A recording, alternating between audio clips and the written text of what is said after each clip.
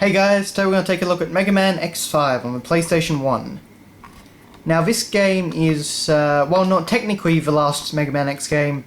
In canon, from what I understand, this is actually the last game story-wise. And that's because it leads directly into the Mega Man Zero GBA games. Whereas X6 through 8 and that spin-off command mission apparently kind of, mess up the canon a bit. They were kind of just pushed out by Capcom. Without the desire of the series creator Keiji Inafune. But this is a pretty much the same game as Mega Man X4, just with of course new levels, new story, etc, etc, and a few minor tweaks to the game. But of course on the front cover here we have our two titular characters, X and Zero. Now on the side, just Mega Man X5 written pretty plainly. We've lost the yellow text from Mega Man X4's box, but oh well. And of course we get a handful of screenshots and a little bit of text. So yeah. And of course we have to have our great X puns, so of course explosive catastrophe imminent. That was on pretty much every single Mega Man X game. Anyway, inside we have the disc, which has kind of like this nice blue and black motif, and it's actually just a reprint of the picture behind it, as you can see. So we get this nice little full color picture in the background, and looks pretty cool. Got Dynamo over there, Alia, the Enigma Cannon, and of course X and Zero. Putting this back then, we of course have our manual. And there's a few interesting things to note in the manual. Now, Mega Man X5's localization was pretty bad. Honestly, it's worse than X4, and X4 had a very, very bad localization.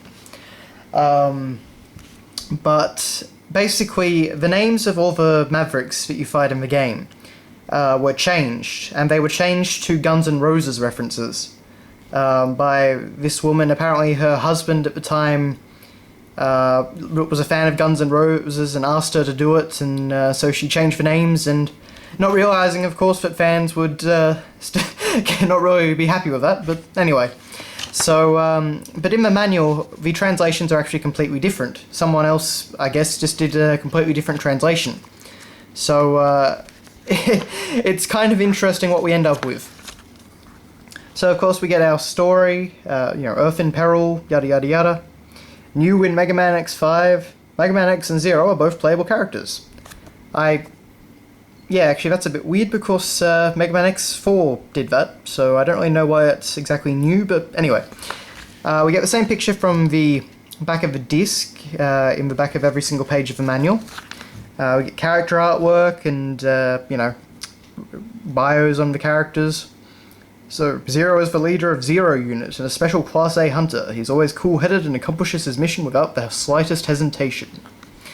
Stuff like that. Some of it's kind of interesting, particularly on the Robot Masters. Not Robot Masters, sorry, Mavericks. Going a bit classic there, but for the most part it's pretty plain and simple. But we do get screenshots of everything. We get artwork of lots of things, so we've got all the different armors here. So, of course, the Force armor from Mega Man X4, the Falcon armor and the Gaia armor. So overall, yeah, it's black and white, it's pretty plain, but overall it's not a half bad manual. So here we get to the Mavericks, and you can see, yeah, we have here like a guy called Volt Kraken, who was apparently formerly a Reploid hunter, Crescent Grizzly, Shining Hortarunicus, or something like that. Anyway, the names in the game are actually completely different. I think Volt Kraken was it the Skeever or something like that? It's completely different stuff, and it really made no sense. But over here, then, we actually have some inaccuracies in the manual, because, for example, I know that Spiral Pegassian, or whatever it is here, is actually supposed to be Spiral Pegasus. And down here, it says he respects the memory of Carnel, and that's of course supposed to be Colonel, who was a character in Mega Man X4.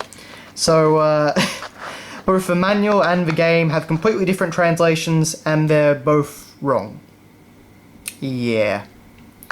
One fun fact, though, is that, like in Mega Man X4, Zero's attacks were supposed to be called, Japanese technique names, so Mikazuki-san, or something, Mikazuki-san, or something like that, or Denjin. That's an easy one. Stuff like that. Whereas in the game, they just have, standard English names. So, just little interesting things like that. I don't really know how this all came to be. I mean, I think they must have had a pretty sloppy translation practice at the time, but anyway, you could also, of course, join Capcom Edge, and Mega Man X5 is worth 20 points, apparently. So there was that. No idea what that was, but I guess it was just Capcom's club. Apparently you could get all kinds of cool stuff like t-shirts, watches, sunglasses, portable stereos, and other Capcom Edge gear. Don't fight it, join today. But anyway, so that has been your look at Mega Man X5 on the PS1. Thanks for watching, guys, and I'll see you later.